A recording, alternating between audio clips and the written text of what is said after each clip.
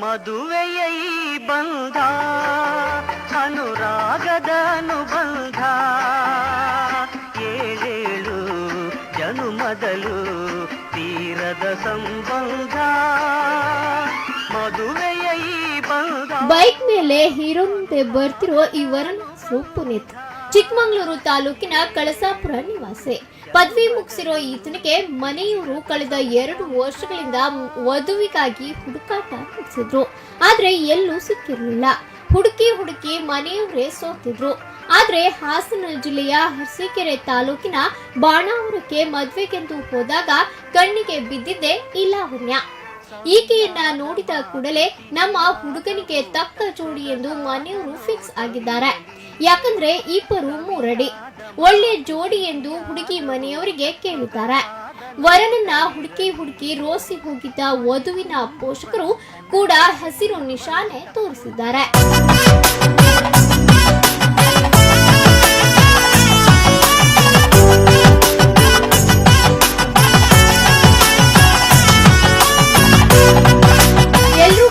ಮಾತನಾಡಿದ ಮೇಲೆ 3 ಅಡಿಯ ಪುನೀತ್ ಹಾಗೂ ಲಾವಣ್ಯ ಹೊಸ ಜೀವನಕ್ಕೆ ಕಾಲಿಟ್ಟಿದ್ದಾರೆ. ನವ ಜೀವನಕ್ಕೆ ಕಾಲಿಟ್ಟ ಪುನೀತ್ 2 ವರ್ಷದಿಂದ ಹುಡುಕ್ತಿದ್ವಿ. ಈಗ ವಧು ಸಿಕ್ಕಿದ್ದು ಖುಷಿ ಅಂತಾನೆ ಇವರ ಪುನೀತ್.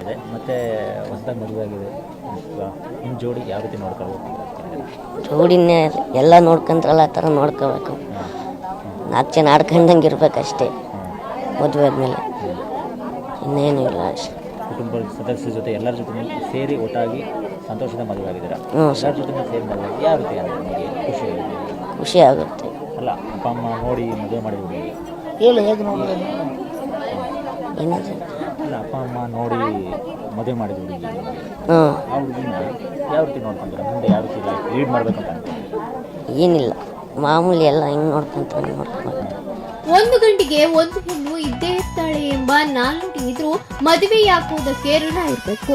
ಯಾಕಂದ್ರೆ ಹಣ ಇಟ್ಕೊಂಡು ವರ್ಷಗಟ್ಟಲೆ ಹುಡುಕಿದ್ರು ವಧುವರರು ಸಿಗೋದಿಲ್ಲ. ಪುನೀತ್ನ 3 ಅಡಿ ಹೀರೋಯಿನ್ ಲಾವಣ್ಯನಿಗೂ ಮನೆಯವರು 2 ವರ್ಷಗಳಿಂದ ಹುಡುಗನ್ನ ಹುಡುಕಿದ್ರು, ಆದ್ರೆ ಸಿಕ್ಕಿರ್ಲಿಲ್ಲ.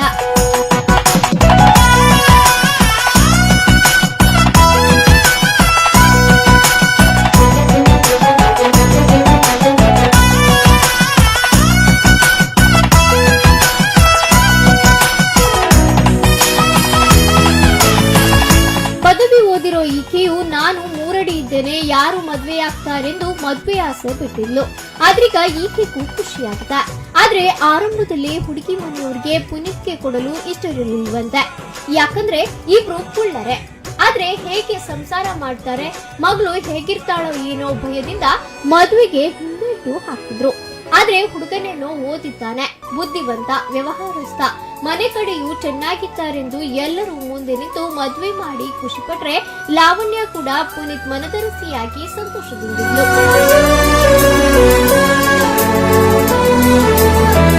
ಒಟ್ಟಾರೆಯಾಗಿ ದಿನಂಪ್ರತಿ ಲಕ್ಷಾಂತರ ಮದುವೆ ಆಗ್ತವೆ, ಎಲ್ಲವೂ ಸುದ್ದಿಯಾಗಲ್ಲ. ಆದ್ರೆ 3 ಅಡಿ ವಧುವರರು ಹಸಿಮಣೆ ಏರಿರೋ ಸುಸಂದರ್ಭ ಸುದ್ದಿಯಾಗಿದ್ದು, ನಮ್ಮ ಮದುವೆಯನ್ನ ಇಡೀ ರಾಜ್ಯವೇ ನೋಡುತ್ತದೆಂದು ನವದಂಪತಿಗಳು ಖುಷಿಯಾಗಿದ್ದಾರೆ. ಅದೇನೇ ಇದ್ರೂ ತಡವಾಗಿ ಆದ್ರೂ ನನಗೊಂದು ಸರಿಯಾದ ಜೋಡಿ ಸಿಕ್ಕಿತೆಂದು ನವಜೀವನಕ್ಕೆ ಅಡಿಯಿಟ್ಟ ಈ ನವದಂಪತಿಗಳಿಗೆ ನೀವು ಶುಭ ಹಾರೈಸೋಣ. ಪ್ರವೀಣ್ ಸ್ಪಂದನ ನ್ಯೂಸ್ ಚಿಕ್ಕಮಗಳೂರು.